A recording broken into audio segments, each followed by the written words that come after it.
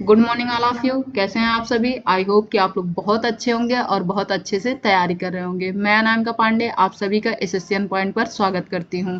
इसके पहले वीडियो में मैं आप लोगों को थेल्स थ्योरम तक बताई थी, लेकिन आज इस चैप्टर को आगे बढ़ाने से पहले एक बार मैं फिर और थेल्स थ्योरम के बारे में कुछ पॉइंट जरूर बताऊंगी। तो चलिए स्टार्ट करते हैं यहाँ से आज का सफ़र। तो मैं जो कल थेल्स थ्योरम बताई थी, मान लेते हैं कोई एक ट्रायंगल ए बी सी ले लिया। Triangle A B C. मुझे उम्मीद है कि आप लोग इसे रिवाइज करके जरूर आए होंगे इस क्लास को देखने के लिए, क्योंकि कभी भी जब नेक्स्ट वीडियो देखिए उससे पहले जो आप नोट्स बनाए हों उससे रिवाइज कर लीजिए, या तो आप लोग फिर से वीडियो को तेज स्पीड में करके देख सकते हैं। तो अकॉर्डिंग टू थेल्स थ्योरम के अनुसार क्या हो जाएगा, A D divide by D B is equal to A E divide by E C. यही होगा ना थेल्स थ्योरम के अनुसार। इसे प्रूव करने के लिए हम लोगों ने यूज क्या क्या किया था, तो हम लोगों ने यूज ये किया था कि यहाँ से एक परपेंडिकुलर ड्रॉ कर दिया था और यहाँ से भी एक परपेंडिकुलर ड्रॉ कर दिया था। और आप लोगों को पता ही है कि बेस इंटू कभी भी किसी ट्रायंगल का एरिया निकालना हो, एरिया ऑफ ए ट्रायंगल, अगर किसी ट्रायंगल का एरिया निकालना हो तो क्या होता है, 1/2 बेस इंटू हाइट। यही होता है ना। इसका प्रयोग हम लोग किए थे। हम लोग क्या किए थे, एडी ट्रायंगल एडी को देखे थे, जिसमें बेस क्या था, एडी था, हाइट क्या था, ई एन था। और फिर हम लोग दूसरा ट्रायंगल ए बनाए थे। कौन सा ट्रायंगल था, बी ई डी था। बी ई डी के लिए बेस क्या था, बी ई डी के लिए बेस था डी बी, और हाइट इसके लिए भी क्या था, ई एन था। ऐसे ही हम लोग जस्ट इसका रिवर्स किए थे, जहां पर एक दूसरा ट्रायंगल लिए बनाए थे। वो ट्रायंगल क्या था, सी डी ई ट्रायंगल था, और उसकी हाइट भी क्या थी, डी एम थी। और एक बार बेस हम लोग इसे कंसीडर कर दिए थे और इक्वेट कर दिए थे। जो मैं बताई हुई यहाँ से नहीं समझ में आया हो, वैसे अगर आप लोगों ने कल थेल्स थ्योरम 1 से 2 बार रिवाइज किया होगा तो जो मैं बताई वो जरूर समझ में आया होगा, और नहीं समझ में आया होगा तो एक बार थेल्स थ्योरम फिर से देखिए। और एक कॉन्सेप्ट मैं और बताई थी जिसे रिवाइज करवा दूं मैं आप लोगों को। बोली थी कभी भी अगर दो पैरेलल लाइन है और इन दो पैरेलल लाइन के बीच अगर कोई भी ट्रायंगल बनता है तो उसका एरिया हमेशा बराबर होता है। दो पैरेलल लाइन के बीच बने हुई किसी भी ट्रायंगल का एरिया क्या होता है, हमेशा इक्वल होता है। पैरेलल लाइन मैं बताई थी, पैरेलल लाइन, दो पैरेलल लाइन होते क्या है कि अगर किसी भी पॉइंट पर इनकी बीच की डिस्टेंस देखी जाए, इनके बीच की क्या देखी जाए, डिस्टेंस देखी जाए, तो बराबर आएगी। यानी कि अगर यहाँ पर इसके बीच की डिस्टेंस क्या है, 3 सेंटीमीटर है, तो यहाँ भी इसके बीच की डिस्टेंस क्या होगी, 3 सेंटीमीटर होगी, और यहाँ भी 3 सेंटीमीटर होगी। अगर दो लाइनों के हर पॉइंट पर उनके बीच की दूरी क्या होनी चाहिए, समान हो, तो दोनों लाइन क्या कहलाएंगी, पैरेलल लाइन कहलाएंगी। यही होता है पैरेलल लाइन का डिफिनीशन। पैरेलल लाइन होता क्या है, तो यहाँ पर मैंने सेम दूसरे ट्रायंगल के लिए जब लास्ट कर रही थी उसके पहले हमने यही देखा था, डी ई के बीच में डी ई से दो ट्रायंगल बन रहे थे। वो ट्रायंगल डी ई से बनने वाले दो ट्रायंगल क्या थे, डी ई। ये हमारा डी हो गया, ई हो गया, इसे पहले पैरेलल बनाते हैं। और ये क्या हो गया, ए बी हो गया, और यह सी हो गया। तो डी ई बेस लेके हमने दो ट्रायंगल बनाया था। एक ट्रायंगल क्या था, डी बी ई था, और दूसरा ट्रायंगल क्या था, डी सी ई था। अब इन दोनों का एरिया क्या था, इक्वल हुआ था। ये भी हमने थेल्स थ्योरम को प्रूव करते समय यूज किया था, इसीलिए आज मैं इन दोनों पॉइंट को फिर से रिवाइज करवाई हूं। अब आगे नेक्स्ट थ्योरम पर चलेंगे। दूसरा थ्योरम क्या कह रहा है कि if a line intersect side A B and A C of a triangle ABC at D and E। इसे हिंदी में देखा जाए, कह रहा है कि अगर कोई एक लाइन है जो क्या कर रहा है, AB और AC को टच कर रहा है, वो उस लाइन का नाम क्या है, DE respectively is parallel to BC। Prove that AD divide by AB is equal to AE divide by AC। चलिए बना के समझाते हैं अच्छे से क्वेश्चन को। एक ट्रायंगल है, ट्रायंगल अच्छा नहीं बना, 1 सेकेंड। एक ट्रायंगल है,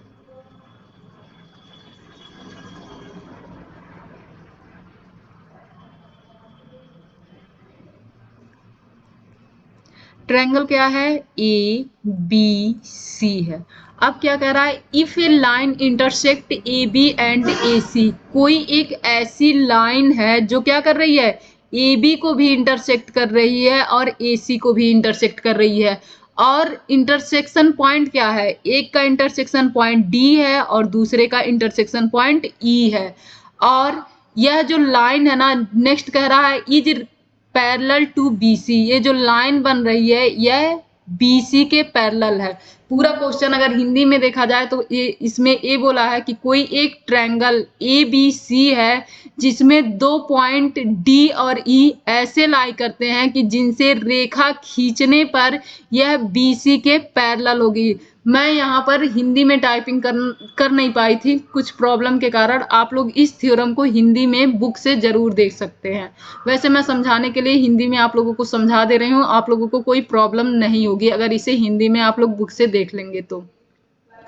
और अगर आप लोगों के पास बुक है, प्रेजेंट टाइम में बुक लेके ही बैठना चाहिए, तो बुक में इस थ्योरम को हिंदी में आप लोग जरूर देखिए, फिर देखिए अच्छे से समझ में आ जाएगा। वैसे भी कुछ बच्चों को इंग्लिश के नाम पे ही इशू रहता है कि नहीं इंग्लिश में बोल रही हैं तो फाइनली नहीं समझ में आएगा, लेकिन ऐसा नहीं होता है। आप लोगों को पेपर भी इंग्लिश का भी पेपर देना है और इतना कोई डिफिकल्ट इंग्लिश प्रयोग मैं नहीं कर रही हूँ जिससे आप लोगों को ना समझ में आए। बस एक बार अपने माइंड सेट से ये निकाल के तो देखिए कि मुझे इंग्लिश नहीं समझ में आती है, क्योंकि मैंने अपने कई सारे फ्रेंड्स को भी देखा था कि पहले ही वो माइंड सेट बना लेते थे कि नहीं नहीं इंग्लिश में है तो मुझे तो नहीं समझ में आएगा, लेकिन कभी भी ये नहीं किया जाता है। एक बार आप समझने की कोशिश कीजिए, इंग्लिश और हिंदी इतना इफेक्ट नहीं डालेगा। जिंदगी भर आप ये लेके नहीं चल सकते हैं कि यहाँ तो इंग्लिश में है मैं नहीं कर सकता, यहाँ हिंदी में है मैं नहीं कर सकता। तो इसीलिए आज से ही इस इंग्लिश का डर निकाल के देखिए, कोई दिक्कत नहीं होगी। अब चलिए नेक्स्ट हम लोग अपने थ्योरम पे चलते हैं। हमें प्रूफ क्या करना है, AD डिवाइड बाई AB। क्या प्रूफ करना है, जो AD और AB का रेशियो है सेम वही रेशियो AE और AC का होगा। यही हमें इस ट्रायंगल में प्रूफ करना है, इस थ्योरम में यही प्रूफ करना है। अब मैं आप लोगों को कल लिखने का तरीका बताई थी। क्या लिखने का तरीका बताई थी, लेट अस कंसीडर। हिंदी वाले बच्चे बिल्कुल टेंशन ना लें क्योंकि मैं हिंदी में भी अभी बताऊंगी। Let us consider ABC is a triangle and a line DE is parallel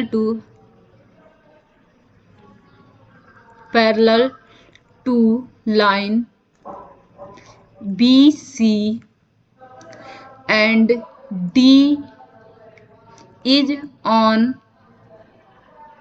AB and E is on AC। ये लिखने का तरीका होता है। जब भी कभी भी किसी थ्योरम को प्रूव करते हैं तो सबसे पहले ए लिखते हैं, फिर हमें प्रूव क्या करना है वो लिखेंगे। प्रूव हमें करना है AD divide by AB is equal to AE divide by AC। अब आप लोग ए लिखने का तरीका खुद सीखेंगे 1 से 2 बार रिवाइज करके, क्योंकि जितने भी थ्योरम मैं प्रूव करवाऊंगी सारे में मैं नहीं लिखवाऊंगी, ये इतना आप लोग खुद लिखेंगे। अब हिंदी में देखा क्या माना जाता है, हिंदी लिखा जाए तो क्या होगा, माना एक ट्रायंगल, एक त्रिभुज या ट्रायंगल ABC है, ABC है जिसमें डी ई एक लाइन है, एक रेखा है जो BC के पैरेलल है, है। D लाइन AB पर है और E लाइन AC पर है और हमें प्रूव क्या करना है वो लिखेंगे AD divide by AB is equal to AE divide by AC। ये हमारे लिखने का तरीका हो गया जो मैं आप लोगों को बता दी। नेक्स्ट टाइम से आप लोग ये इतना खुद लिखेंगे। अब नेक्स्ट चलते हैं इसके प्रूफ पे। तो पहले सबसे पहले ट्रायंगल ही बना लेते हैं।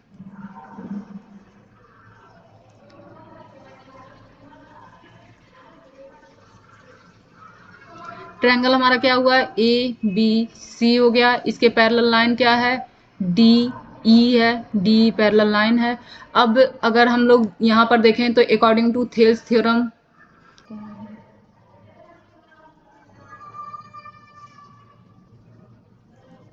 चलिए कुछ टेक्निकल इशू आ गया था जिसके कारण थोड़ी देर के लिए वीडियो में कुछ प्रॉब्लम आ गई थी, लेकिन फिर से मैं वहीं से शुरू करती हूँ। दूसरा जो हम लोग ट्रायंगल लेंगे, दूसरे पेज से स्टार्ट करती हूँ। तो हम लोग ट्रायंगल क्या लिए हैं, ABC लिए हैं जिसपे एक पैरेलल लाइन क्या ड्रॉ किए हैं, DE ड्रॉ किए हैं। अब अकॉर्डिंग टू थेल्स थ्योरम आप लोगों को बहुत अच्छे से याद हो गया होगा। थेल्स थ्योरम याद हो गया ना, थेल्स थ्योरम। अब थेल्स थ्योरम के अनुसार क्या होगा, AD डिवाइड बाय क्या होगा, DB इज इक्वल टू क्या होगा, AE डिवाइड बाई EC। इतना आप लोगों को पता है।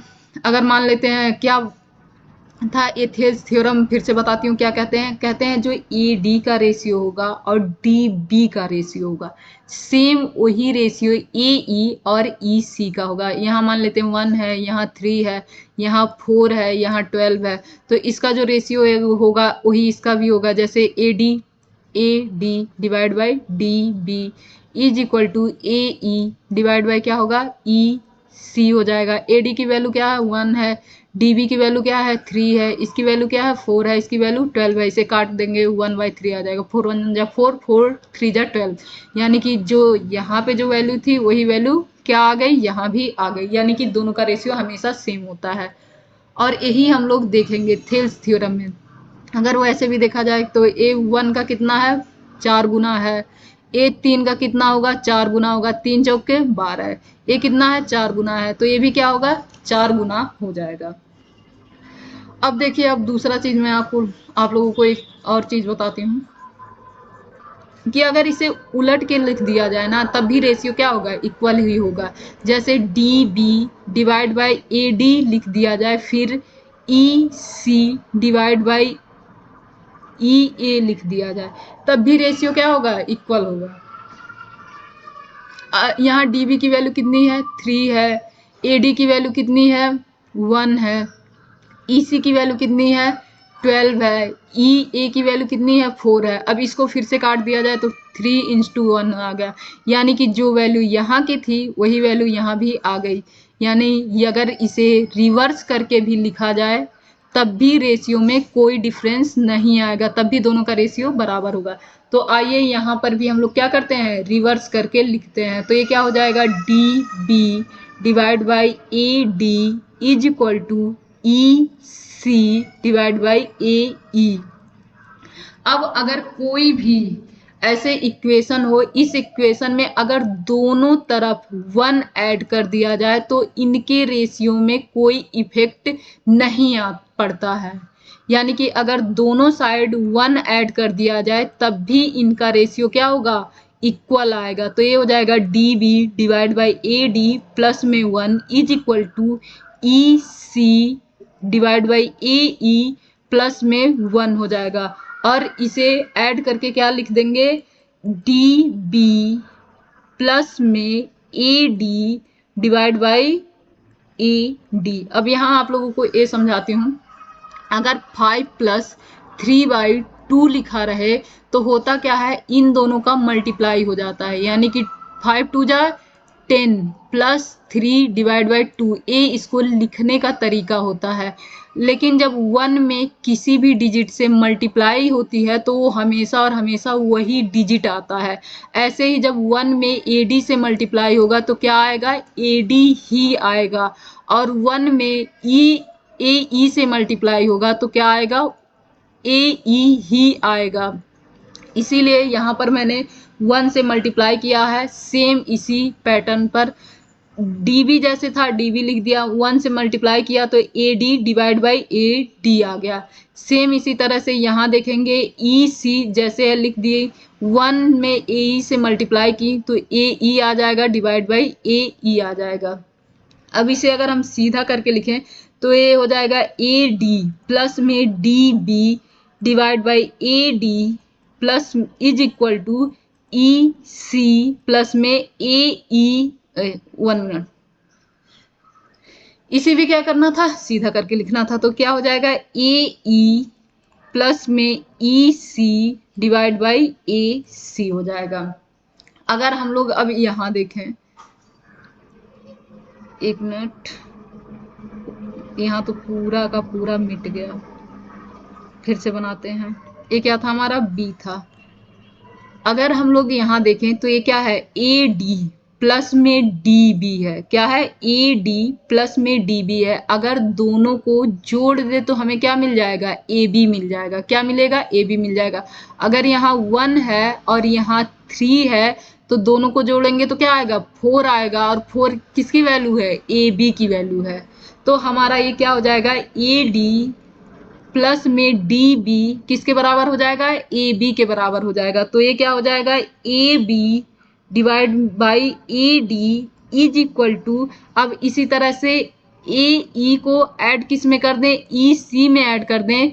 AE को EC में ऐड कर दें तो हमें पूरा का पूरा AC मिल जाएगा। अगर 4 और 12 को ऐड कर दें तो 16 मिल जाएगा। और ये 16 वैल्यू किसकी होगी, पूरी की पूरी AC की वैल्यू होगी।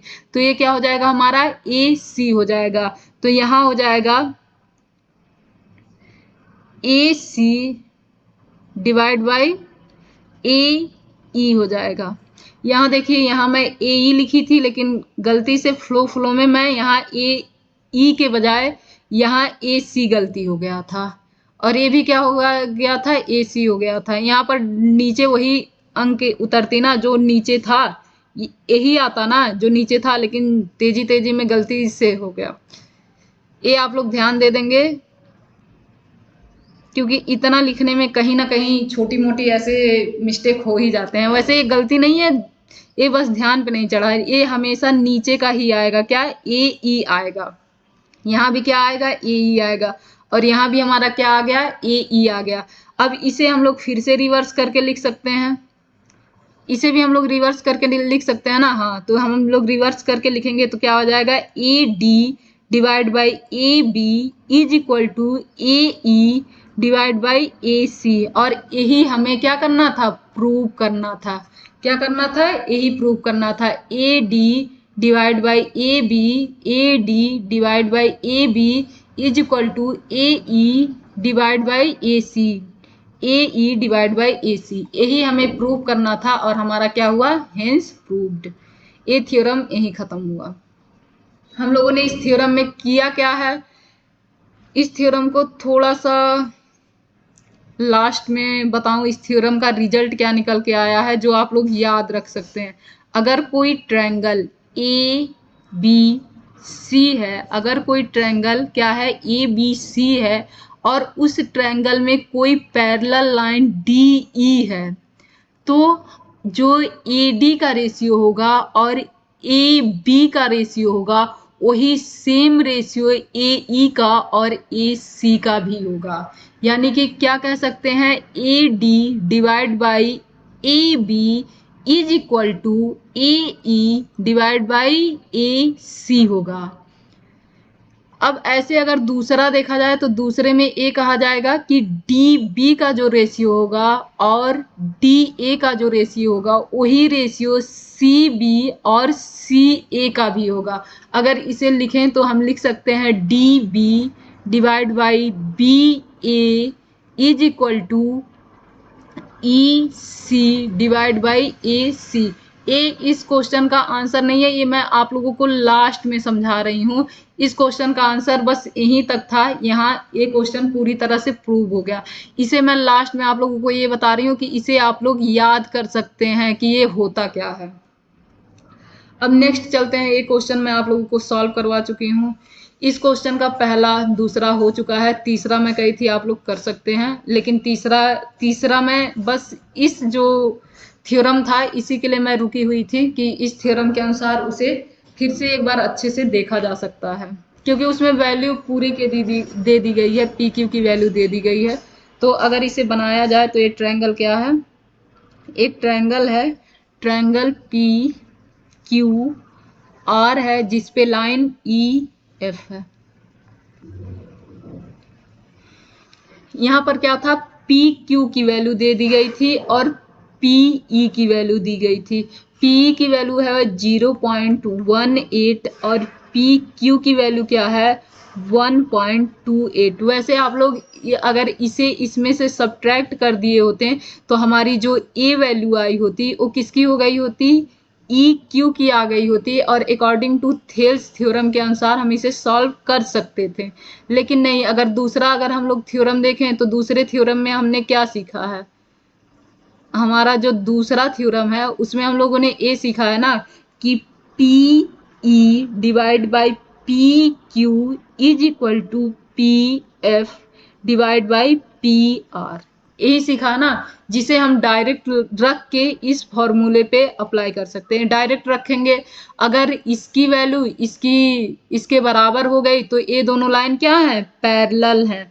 अगर इसकी वैल्यू इसके बराबर नहीं हुई तो ये दोनों पैरेलल नहीं है। तो अगर हम लोग देखें तो पी क्यू की क्या वैल्यू दी गई है 1.28 दी गई है। पी आर की वैल्यू कितनी दी गई है, तो ये 2.56 दी गई है। पी की वैल्यू कितनी दी गई है 0.18 दी गई है, और पी एफ की वैल्यू कितनी दी गई है 0.63 दी गई है। अब अगर हम इसी फॉर्मूले पे इसे रखेंगे तो क्या होगा, P E divide by P Q is equal to P F divide by P R. होगा क्या, पी की वैल्यू 0.18, पी क्यू की value 1.28 is equal to P की वैल्यू 0.63 और पी आर की वैल्यू 2.56। तो अगर हम लोग दोनों तरफ देखें तो 2 डिजिट के बाद यहाँ भी पॉइंट है, 2 डिजिट के बाद यहाँ भी पॉइंट है, तो इसे हम कैंसिल कर सकते हैं। कैसे कैंसिल कर सकते हैं, अगर हम 100 से ऊपर नीचे मल्टीप्लाई कर दें तो ये दोनों का पॉइंट हट जाएगा। 100 से मल्टीप्लाई करने के बजाय हम लोग जब देखते हैं कि सेम डिजिट के बाद ऊपर भी पॉइंट हो और सेम डिजिट के बाद नीचे भी पॉइंट हो, तो ये पॉइंट क्या होते हैं, हट जाते हैं। तो अगर इन्हें हटा दिया जाए तो ये हो जाएगा 18 divide by 128 is equal to 63 divide by 256। अब इसे अगर हम लोग सिंप्लीफाई करें तो ये 2 से जाएगा, 2 9 जा 18 और 2 6 जा और 2 4 जा। इसके अलावा ये सिंप्लीफाई नहीं होगा, ये आएगा 9 डिवाइड बाई 4। अब ये 7 और 9 से डिवाइड होगा, लेकिन ये अगर आप लोग देखिए तो ये ना तो 3 से डिवाइड होगा और 7 से भी ये नहीं डिवाइड होगा। तो ये क्या हो जाएगा हमारा 63 डिवाइड बाई 257। अगर हम लोग इसे थोड़ा सा और सिंप्लीफाई करें तो ये 9 1 जा 9, 9 7 जा 63 हो जाएगा। ये 4 से जाएगा तो 4 6 जा और 4 4 जा, फिर ये हमारा आ जाएगा 16 1 4 आ जाएगा। ये हमारा पूरा सिंप्लीफाई होके 1 इज इक्वल टू 7/4 आ जाएगा, जो एक दूसरे के क्या हो रहे हैं, इक्वल नहीं हो रहे हैं। क्या नहीं हो रहे हैं, एक दूसरे के इक्वल नहीं हो रहे हैं। यानी कि हम कह सकते हैं कि तीसरा जो हमारा क्वेश्चन है उसमें जो ई एफ है वह क्यू आर के पैरेलल नहीं है। अब नेक्स्ट क्वेश्चन हम लोग देखेंगे। नेक्स्ट क्वेश्चन अगर आप लोग देखिए तो नेक्स्ट क्वेश्चन में क्या कहा गया है, in the figure if L M is parallel to CB and LN is parallel to CD, then prove that AM divided by AB is equal to AN divided by AD। देखिए अगर इस question को देखा जाए, question में क्या कहा गया, हिंदी में भी एक बार पढ़ लेते हैं। आकृति में यदि LM is parallel to CB, LM CB के पैरेलल है और LN CD के पैरेलल है, तो हमें प्रूव करना है, क्या प्रूव करना है, A by M divide by AB is equal to A by N divide by AD।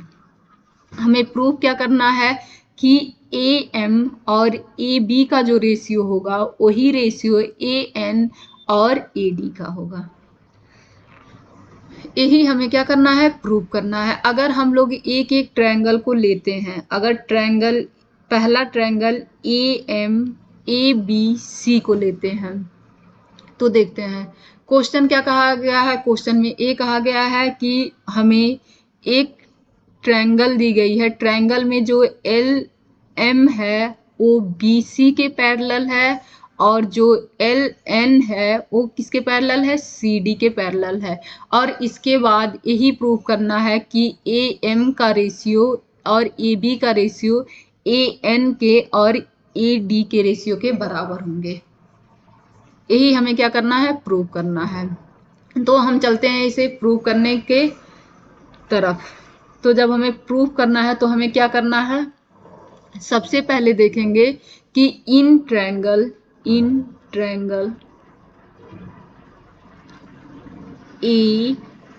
ABC हम क्या करेंगे, ट्रायंगल ABC देखेंगे। अगर ट्रायंगल ABC देखा जाए तो अभी जो मैं थ्योरम प्रूव करवाई हूँ उसके अकॉर्डिंग हम लोग क्या लिख सकते हैं, AM divide by AB is equal to AL divide by AC लिख सकते हैं ना। अभी हमने देखा कि इसका और इसका जो रेशियो होगा वह इसके और इसके रेशियो के बराबर होगा। तो हम यही लिखेंगे, क्या लिखेंगे, AM divide by AB is equal to AL divide by AC। ये हमारा पहले ट्रायंगल में हुआ। अब दूसरा ट्रायंगल देखते हैं। आई होप कि इतने हिंदी से आप लोगों को, इतने इंग्लिश से आप लोगों को कोई प्रॉब्लम नहीं होगा। दूसरा ट्रायंगल देखते हैं, इन ट्रायंगल ACD। अगर ट्रायंगल ACD देखा जाए तो हम लोग क्या कर सकते हैं, अभी जो थ्योरम प्रूव करवाए हैं उसके अकॉर्डिंग लिख सकते हैं, जो AN का रेशियो होगा और AD का रेशियो होगा वही रेशियो AL का होगा और AC का भी होगा। तो यहाँ से लिख सकते हैं AN divide by AD is equal to AL divide by AC। अब अगर हम लोग देखा जाए तो यहाँ भी क्या है, AL डिवाइड बाई AC है और यहाँ भी क्या है, AL डिवाइड बाई AC। अगर यहाँ से हम लोग AL डिवाइड बाई AC की वैल्यू यहाँ से उठाकर यहाँ पुट कर दें तो क्या आ जाएगा, इक्वेशन 1 एंड 2 में करेंगे क्या, जो AL डिवाइड बाई AC की वैल्यू है उसे यहाँ रख देंगे। ए हो जाएगा फिर हमारा AN divide by AD is equal to AM divide by AC, AM divide by AB। यही हो जाएगा ना। और हमें यही प्रूव करना था, क्या प्रूव करना था, AM divide by AB is equal to AN divide by AD। AM divide by AB is equal to AN divide by AD। यही प्रूव करना था और ये हमारा क्या हुआ, प्रूव हो गया। ये क्वेश्चन अगर देखा जाए तो बहुत आसान है। हमें करना क्या था, हमने थ्योरम के अनुसार देख लिया कि इसका रेशियो इसके बराबर है और इसका रेशियो इसके बराबर है। बस पहले ट्रायंगल में ए लिख दिया और दूसरे ट्रायंगल में देख लिया इसका रेशियो इसके बराबर है, इसका रेशियो इसके बराबर है। दूसरे ट्रायंगल में ए लिख दी हूँ और दोनों को इक्वेट कर दी हूँ और आंसर आ गया है। तो नेक्स्ट चलते हैं। नेक्स्ट इसी के अनुसार थ्योरम है। आप लोग, मैं चाहती हूँ आप लोग खुद करें कॉपी पे। आप लोग कर लेंगे इस थ्योरम को या मैं ही करके दिखाऊं? कमेंट कीजिए, मैं वेट करती हूँ 1 मिनट।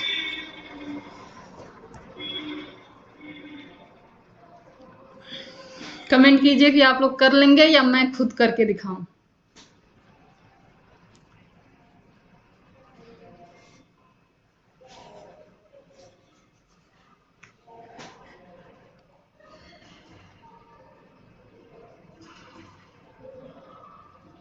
तब तक मैं पानी पीती हूँ, आप लोग तब तक कमेंट कीजिए।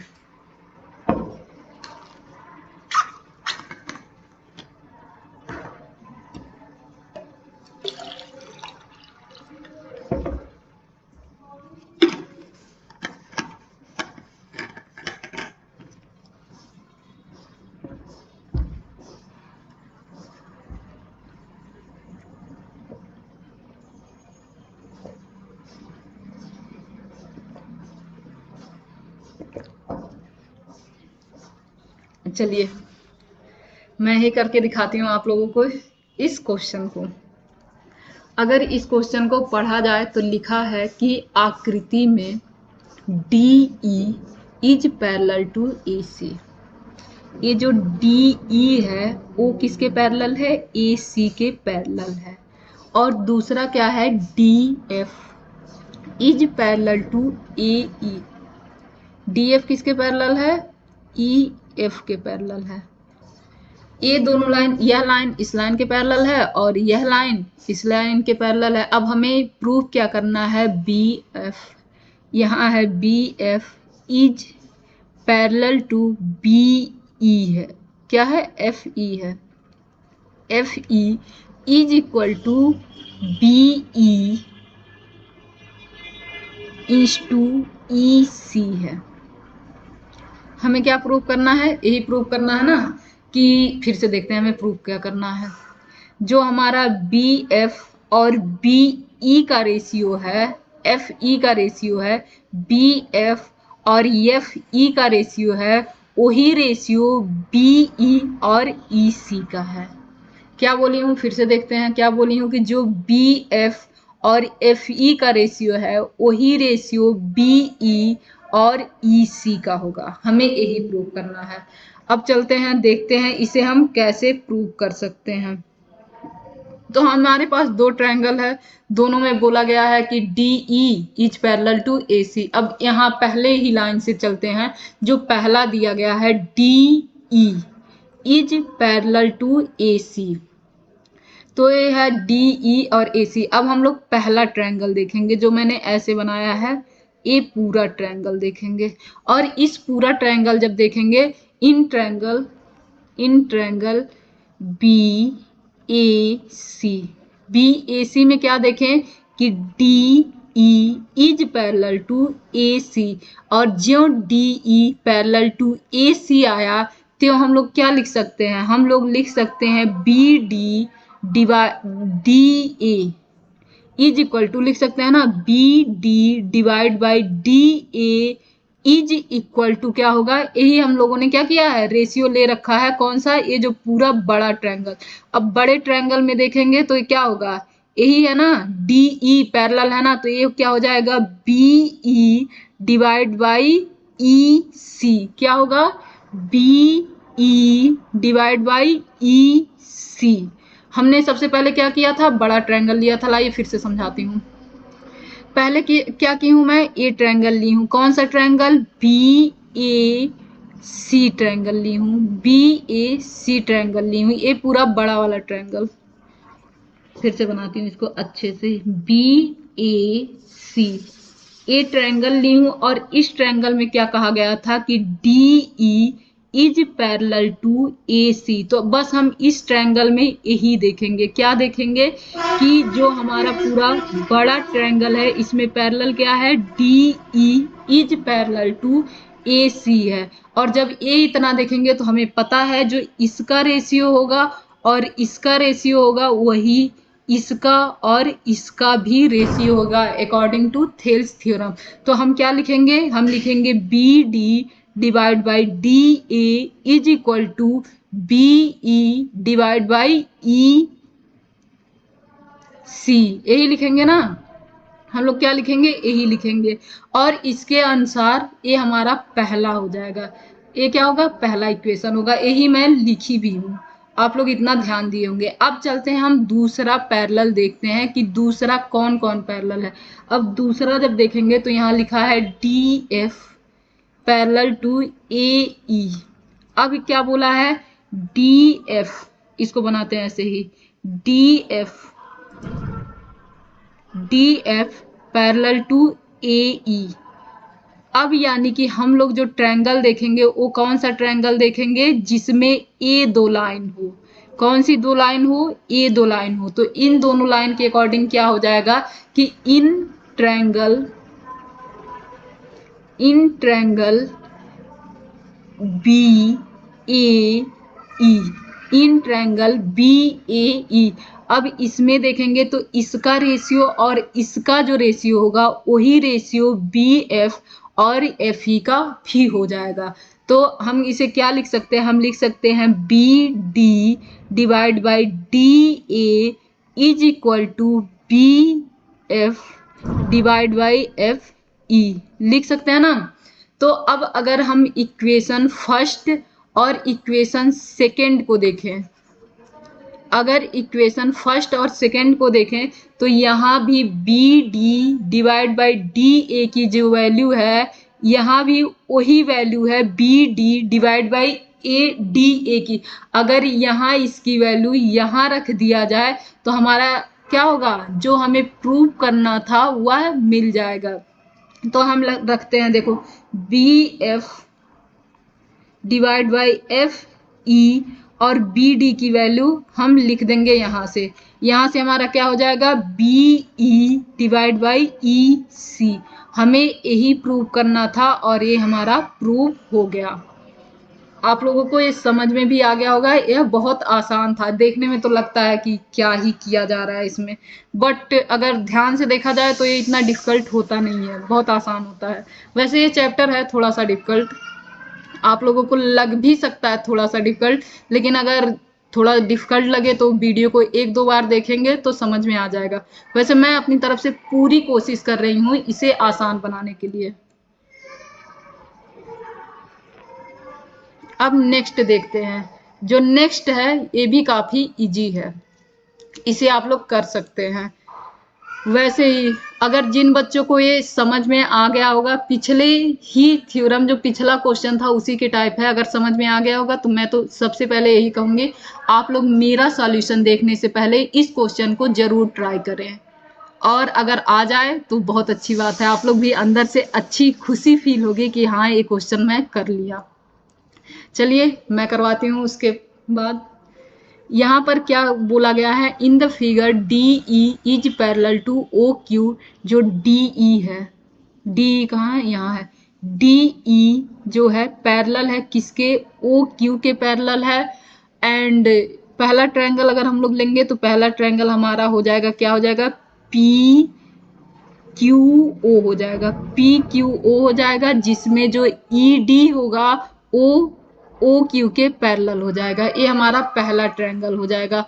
अब दूसरा ट्रायंगल में क्या बोला है, DF is parallel to OR। तो यहाँ देखेंगे DF is parallel to OR होगा, यानी कि हम लोग यहाँ दूसरा ट्रायंगल लेंगे, ट्रायंगल क्या होगा हमारा, POR हो जाएगा। अब इसके बाद हमें प्रूव क्या करना है, EF is parallel to QR। हमें प्रूव क्या करना है, EF जो होगा वो QR के पैरेलल होगा, यानी कि हम यहाँ क्या कह सकते हैं कि हमें लास्ट में तीसरा ट्रायंगल लेना होगा, और तीसरा ट्रायंगल क्या है, PQR है। लास्ट में हम तीसरा ट्रायंगल लेंगे PQR। अब चलते हैं यहां से। एट फर्स्ट हम क्या करेंगे, पहला ट्रायंगल लेंगे जिसमें D E parallel to O Q हो, डी ई ओ क्यू के पैरेलल हो, ए ट्रायंगल लेंगे। तो in triangle D E O Q के पैरेलल हो, तो हम पहला ट्रायंगल क्या देखेंगे, इन ट्रायंगल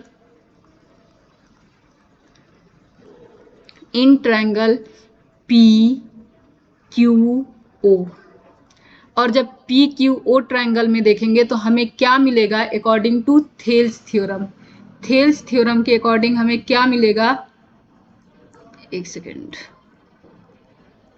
थेल्स थ्योरम के अनुसार हमें ए मिलेगा, जो पी ई का रेशियो होगा और ई क्यू का रेशियो होगा, वही रेशियो पी डी का भी होगा और डी ओ का भी होगा, जिसे हम लोग लिख सकते हैं, लिखेंगे क्या कि P E divide by E Q is equal to P D divide by D O. अब जब इसके बाद हम सेकेंड देखेंगे, सेकेंड में क्या पैरेलल दिया है, D F is parallel to O R. अब हम दूसरा ट्रायंगल लेंगे, D F is parallel to O R.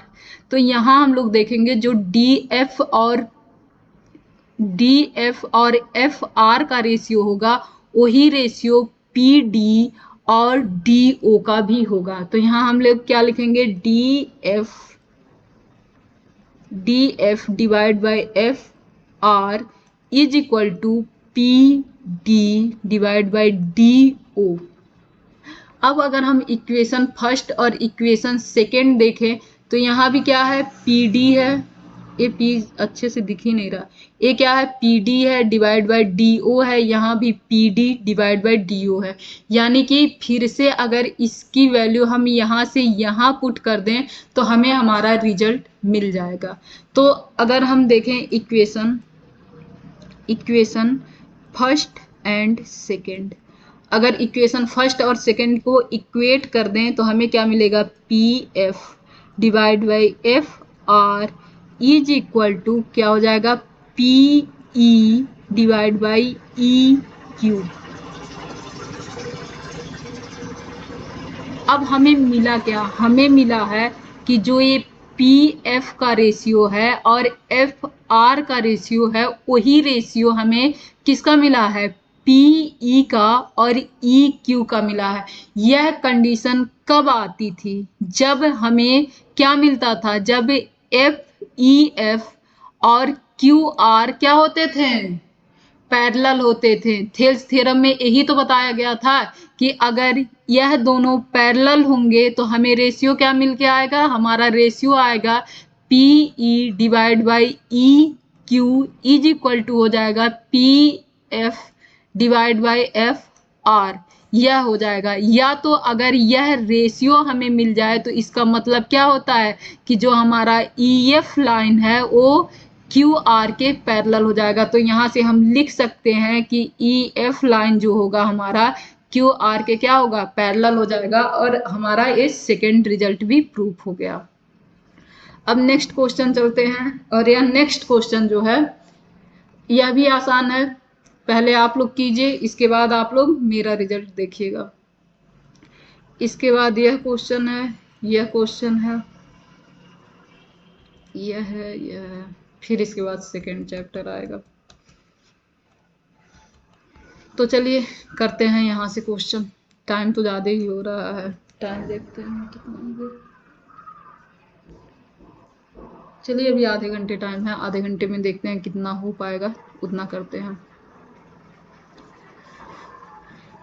तो अगर देखा जाए तो इसमें बोला क्या गया है, O P O Q O R पर स्थित हैं बिंदु, कौन कौन से हैं, ए बी सी, इस प्रकार हैं कि ए बी पी क्यू के पैरेलल है। सबसे पहले हम लोग क्या देखेंगे कि ए बी, जो लाइन ए बी हमारी है वो किसके पैरेलल है, पी क्यू के पैरेलल है। यानी कि पहला ट्रायंगल हम लोग क्या लेंगे, ओ पी क्यू लेंगे। और दूसरा हमारा क्या है, ए सी जो है वो किसके पैरेलल है, पी आर के पैरेलल है तो हमारा दूसरा ट्रायंगल क्या हो जाएगा, ओ पी आर हो जाएगा। दूसरा ट्रायंगल हम ए लेंगे।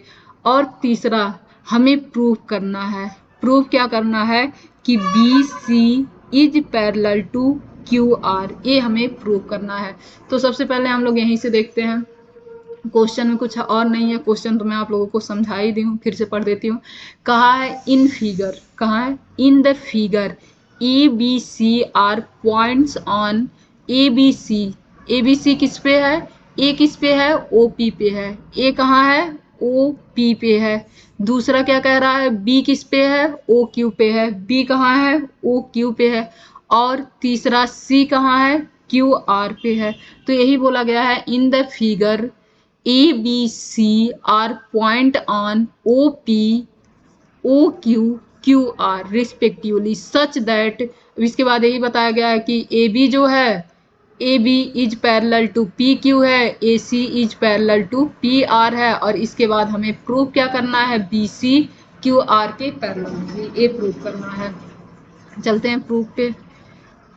कॉन्टिन्यूअस 50 मिनट से बोलते बोलते मैं भी थक ही गई हूँ, लेकिन कोई बात नहीं, करते हैं आधे घंटे और। तो सबसे पहले हम लोग क्या लेंगे, तो सबसे पहले हम लोग लेंगे ही A B is parallel to P Q. और इसे देखते ही हमें क्या दिख जाता है, A B is parallel to P Q. हमें क्या दिखा कि हमें ट्रायंगल कौन सा लेना है, पी ओ बी लेना है। तो हम लिखेंगे in triangle A O Q. और जब ए ओ क्यू में लेंगे तो हमें क्या दिखा, A B is parallel to P Q, यही दिया है। और जब हमें इतना मिल जाता है किसी ट्रायंगल में ए बी पी क्यू के पैरेलल है, तो according to Thales theorem, Thales theorem के अनुसार क्या हो जाएगा, थेल्स थ्योरम के अनुसार होगा O A divide by A P is equal to O B divide by B Q, यही होगा ना अकॉर्डिंग टू थेल्स थ्योरम। अब हम क्या करते हैं, जो हमारा दूसरा पैरेलल दिया गया है उसे लेते हैं। क्या लिखा है, A C parallel to P R. तो हम यहाँ देखेंगे, दूसरा ट्रायंगल देखेंगे, और दूसरे ट्रायंगल में क्या है, A C parallel to P R. यानी कि अब हम लोग क्या करेंगे, दूसरा ट्रायंगल लेंगे। ट्रायंगल कौन सा होगा, in triangle P O C, P O R. अब पी ओ आर लेंगे तो अकॉर्डिंग टू थेल्स थ्योरम फिर से क्या हो जाएगा, एक second, according to Thales theorem फिर से यही हो जाएगा, O A divide by A P is equal to O C divide by C R. ए इक्वेशन 2 हो जाएगा। अब फिर से हम लोग देखेंगे तो ओ ए और ए पी की वैल्यू यहाँ और वहाँ दोनों जगह क्या है, सेम है। अब क्या करेंगे, यहाँ से इस वैल्यू को उठाकर यहाँ रख देंगे, यानी कि इक्वेट कर देंगे। तो हमें क्या मिल जाएगा, यहाँ पर ये वैल्यू रखते ही मिलेगा O B divide by B Q is equal to O C divide by C R. अब हमें मिला क्या है, हमें मिला है इस ट्रायंगल में कि ओ बी और बी क्यू का जो रेशियो है वही रेशियो किसका है, ओ सी और सी आर का है। और यह कब होता है, जब यह दोनों लाइन क्या होगा, पैरेलल होगा। तो यहाँ से हम लिख सकते हैं कि B C is parallel to Q R. और हमें क्या प्रूव करना था, यही प्रूव करना था। यह क्वेश्चन भी हमारा क्या होता है, खत्म होता है। अब नेक्स्ट क्वेश्चन पे चलते हैं। अब नेक्स्ट क्वेश्चन में क्या कहा है, ये देखते हैं। कह रहा है using basic proportionality theorem, using basic proportionality theorem, और इसी को क्या कहते हैं, थेल्स थ्योरम। इसी को क्या कहेंगे, Thales theorem. Prove that A line draw through the midpoint of one side of a triangle parallel to another side bisect the third line। अब इसको समझाते हैं ये क्वेश्चन में कहा क्या है एक साथ। चलो उसके पहले हिंदी भी पढ़ते हैं। आधारभूत समानुपातिक प्रमेय सिद्ध। ये जो आधारभूत समानुपातिक प्रमेय है इसी का ही दूसरा नाम है थेल्स थ्योरम।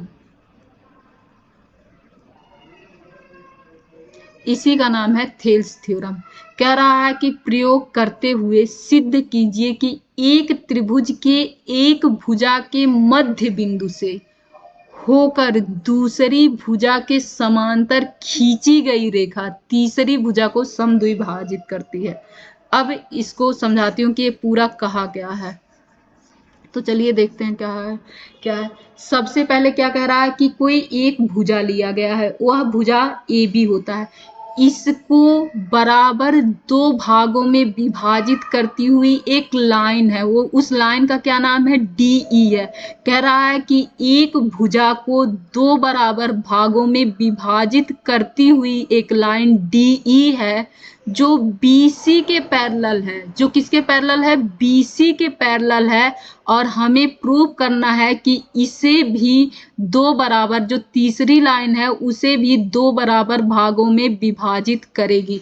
देखो यहाँ लिखा गया है prove that A line through the mid point of one side, एक लाइन के मिड पॉइंट से होके जा रही है, पहली लाइन के मिड पॉइंट से होके जा रही है, mid point of one side of triangle, और पैरेलल टू अनदर साइड, और क्या हो रहा है, पैरेलल हो रहा है दूसरे साइड के। अब तीसरा क्या करना है, bisect the third line, bisect the third line ये प्रूव करना है, यानी कि दो बराबर भागों में थर्ड लाइन के भी बाइसेक्ट करेगी, यही प्रूव करना है।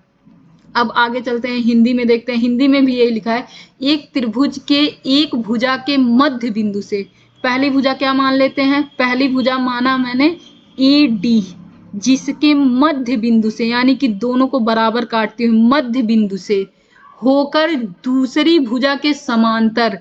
अब ये क्या है, यह भुजा है, इसके समांतर है यह लाइन, से खींची गई रेखा तीसरी भुजा को भी समद्विभाजित करती है। तीसरी भुजा को भी क्या कर रही है, दो बराबर भागों में विभाजित कर रही है। हमें यही प्रूव करना है।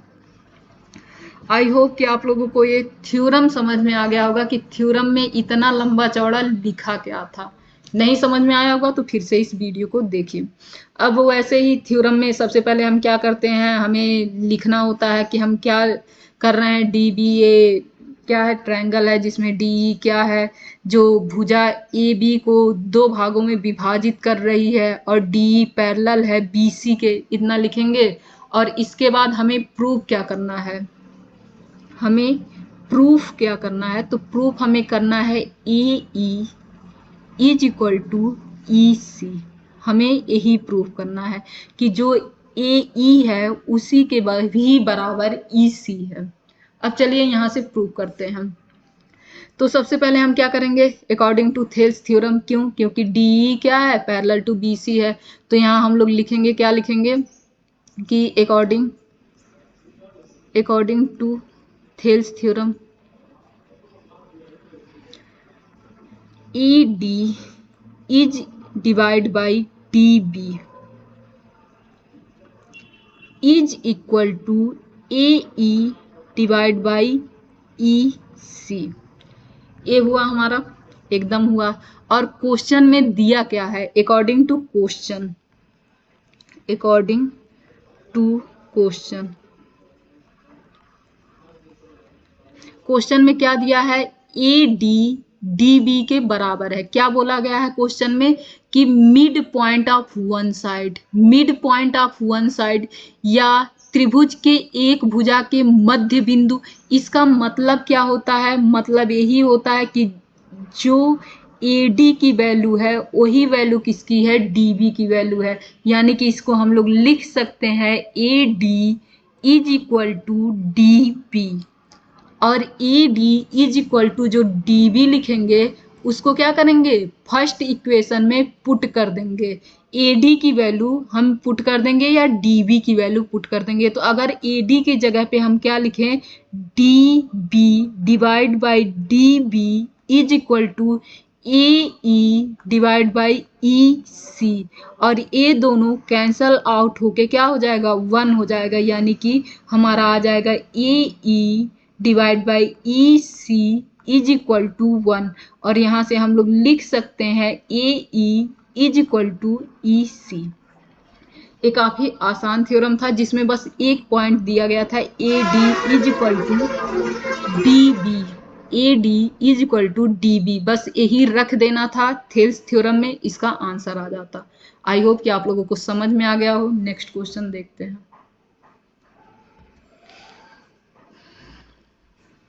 कह रहा है using converse of basic proportionality theorem prove that the line joining the midpoint of any two sides of a triangle is parallel to the third side।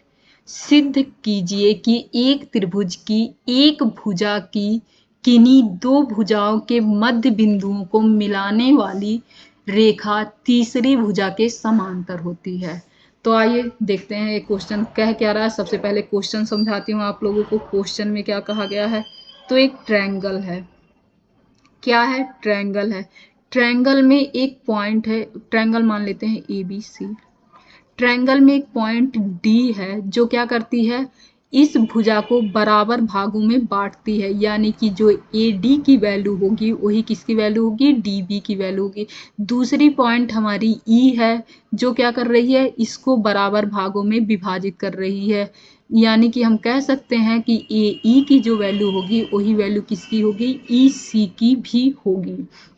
अब अगर डी ई को हम लोग ज्वाइंट कर देते हैं तो जो लाइन बनेगी डी ई वो बी सी के पैरेलल होगी। यही हमें प्रूव करना है। क्या प्रूव करना है, प्रूव क्या करना है, तो हमें प्रूव करना है कि जो डी ई होगी वो पैरेलल होगी बी सी के। तो चलते हैं हम लोग इसे प्रूव करने के लिए। इसमें आप लोग सबसे पहले क्या लिखेंगे कि एक ट्रायंगल दिया गया है, ट्रायंगल ए बी सी दिया गया है, ट्रायंगल ए बी सी दिया गया है, जिसमें डी क्या है, डी एक बिंदु है जो A B line A B पर है, ई एक बिंदु है जो लाइन ए सी पर है, और क्वेश्चन में ही ये दिया गया है कि डी जो है मतलब A D is equal to D B है, और D B A E is equal to E C है। हमें इतना क्वेश्चन में दिया गया है। ये लिखने का तरीका मैं आप लोगों को बता चुकी हूँ, इसलिए आप लोग उसी अनुसार लिखेंगे। मैं तो बस ऐसे रफली लिखी हूँ, लेकिन आप लोग अच्छे से लिखेंगे। अब अगर हम लोग ऐसे ही रैंडमली मान ले A D divide by D B की वैल्यू देखें, तो A D divide by D B की हमारी वैल्यू क्या आएगी, तो हम लिख सकते हैं ए डी डिवाइड बाई इस अकॉर्डिंग टू 1 के अनुसार डी बी के जगह पे हम लोग क्या लिखेंगे, ए डी लिख सकते हैं ना, एकदम लिख सकते हैं। तो यहाँ हम लोग लिख देंगे A D is equal to क्या आ गया, 1 आ गया। अब दूसरे जगह अगर हम लोग देखें तो हम ए ई डिवाइड बाई ई सी लिख सकते हैं, और अगर हम इसके अनुसार देखें तो हमें क्या मिलेगा कि ई सी की वैल्यू किसके बराबर है, ए ई के बराबर है। फिर से इसको लिखते हैं। दूसरा हम क्या लिखेंगे, ए ई डिवाइड बाई ई सी लिखेंगे। क्या लिखेंगे, ए ई डिवाइड बाई ई सी लिखेंगे, और जहाँ पर ई सी की वैल्यू किसके बराबर है, ए ई के बराबर है, तो यहाँ हम लोग लिख सकते हैं ए ई डिवाइड बाई इसकी वैल्यू यहाँ से ए ई, और ए किसके बराबर होगा, 1 के बराबर होगा। अगर इक्वेशन हम इसे 3 डाल दें और इक्वेशन 4 डाल दें, तो अगर हम यहाँ से 1 की वैल्यू यहाँ लिख दें, इस इक्वेशन में यहाँ लिखें, तो हमारा क्या हो जाएगा, जो हमें प्रूव करना था वो प्रूव हो जाएगा। तो हमें A E divide by E C is equal to 1, जो यहाँ 1 की वैल्यू है उसे हम यहाँ से पुट कर रहे हैं, तो ये क्या हो जाएगा, A D divide by D B, यही हो जाएगा। और यहाँ से हमारा ये प्रूफ हो जाएगा कि जो हमारा ये लाइन डी ई है वह किसके पैरेलल है, बी सी के पैरेलल है। मुझे कुछ काम आ गया जिसके लिए मुझे जाना पड़ेगा। Thank you for the watching the video.